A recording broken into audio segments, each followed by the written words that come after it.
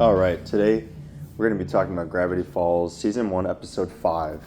I forget the title of this one, so I'll put it in the description or the caption below. But yeah, basically we'll just get right into this. Going to share my thoughts and opinions on it. You could share yours in the comments below if you agree or disagree, or you have any differing opinions. It's free range. All right, starting off this episode, kind of starts really. I like how it starts. They're all hanging out at the shack. Wendy shows Dipper and Mabel the ladder to the roof. They all go up there and they start launching some pine cones, I believe, at a Target. And Dipper ends up hitting a car, and he's embarrassed at first, but then Wendy gives him a high five, so he's like, he's feeling good about himself, and then she has to take off with her friends, and he's just in awe because, he's in love with her, he's obsessed with her. It's really funny. It's, reminds me of myself when I was younger, when I would kind of be around some older girls sometimes, and I'd just be like, damn, they're cool. So yeah, moving on. The basic premise of this episode is that Dipper and Mabel want to hang out with Wendy and her friends. So they go to this convenience store that's supposedly haunted to hang out there. And Wendy's friends aren't completely sold on Dipper and Mabel, but mainly Dipper, because they think, they're little babies, too young to hang. So Dipper's kind of spending the episode trying to convince them that he's old enough to hang. He's cool enough to be there. He even lies about his age and says he's a teenager, which comes back into play later. They go to the convenience store, and Dipper has to break in because he can't get into the front door, and Robbie, Wendy's kind of boyfriend / friend, starts making fun of him. So he goes God mode, climbs on the roof, breaks in, looks cool in front of her, so he's pretty proud of it. Gets a nice little shoulder tap. It's a pretty nice moment. They go inside and start having a lot of fun, and I really like this part of the episode because it's like, it just reminds you of the classic convenience store, like all the stuff you love to go to as a kid. Whether that be the the slushy machine or Mabel's Fun Dip or whatever it's called in the episode, I forget. But yeah, they just kind of mess around, and it's a fun idea because it's something you always wonder as a kid, like when you're in a store, like, oh, if this place was empty, we could do this and that, and we have so much fun messing around and doing whatever we wanted to. And it's a fun little premise, and it seems very harmless. It's been abandoned for a while, so it's not like they're destroying a business.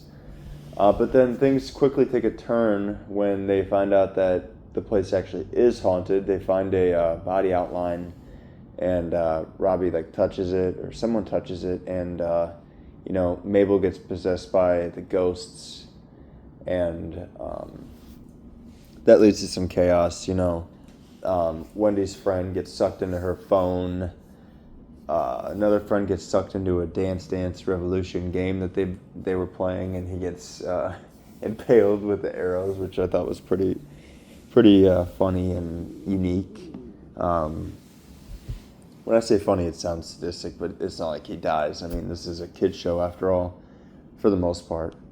But yeah, the episode continues. Some more shenanigans happen with the ghosts. Dipper and Wendy are hiding out in their cooler, and he gets the bright idea that maybe these ghosts don't like teenagers. So he climbs out of the cooler and confronts the ghosts, and he has to come to the hard realization that he has to out himself in front of Wendy and embarrass himself and say, he's not a teenager. He's 12, and they're not here to harm these ghosts or to mess with them, and that they should probably let them go. So, they agree because they explain when they were alive and running the store, teenagers were a constant terror on their business. And it's kind of funny because in the flashback, the way they The way they depict it, they have like this funny rap where the teenagers are being rebellious, but it's really like the most like PG rebellious thing you could depict. So I thought that was pretty funny. I like that a lot.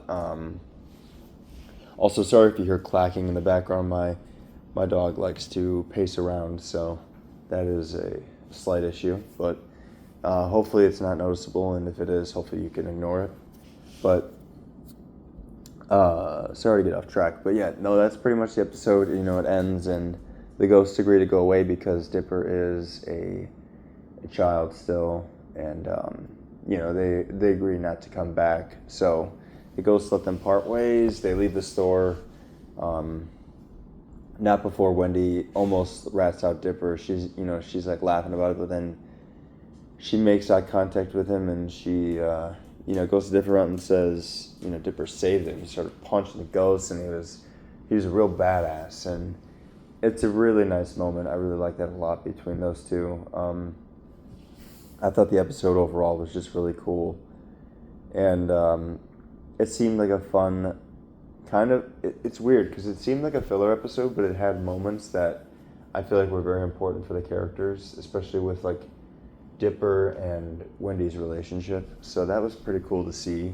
I thought it was a lot of fun to watch, and especially with spooky season approaching, it was a fun little Halloween vibe-ish episode. Kind of reminds me of like small town, like kind of movie, kind of like I don't know why, but I did get Monster House vibes from it. It's kind of weird. I don't really know why. There's a lot of similarities there, but either way, I really enjoyed it. I think the characters are just like increasingly they keep getting better the more I see from them. I really like Wendy. Her friends are pretty cool. I'm not a big fan of Robbie, but I think that's the point. I think that's how it's supposed to be. So overall, I think it was a very strong episode, and I would, this is one I would rewatch. And honestly, I would say this is my favorite so far. It's been a while. It's been a minute. Like the first one has been my favorite up to this point, but this one takes a cake. Like I said, I love the vibes it gives. I love the characters, the way they interact. The story itself was just pretty simple. You didn't really have to. It's nothing too crazy, but it's also nothing too weird. And yeah, I think it was great. I do wonder. My one question about this show is like, so these people know that ghosts exist now, right? Like her friends, they didn't have their memories wiped, so it's like, I wonder if the town is gonna find out about the book and believe Dipper, or if like certain people will take sides. I wonder like where that storyline's gonna go, because I mean it's one of those things in kids shows, or not even kids shows, but these shows in general, where it's like supernatural exists, but the general population doesn't know about it, and they're not very keen to believing it.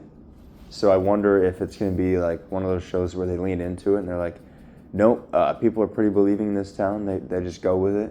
Or if it's like kind of like Supernatural, where they kind of, some people believe, some people keep living, playing dumb and living to be ignorant, I guess, to it.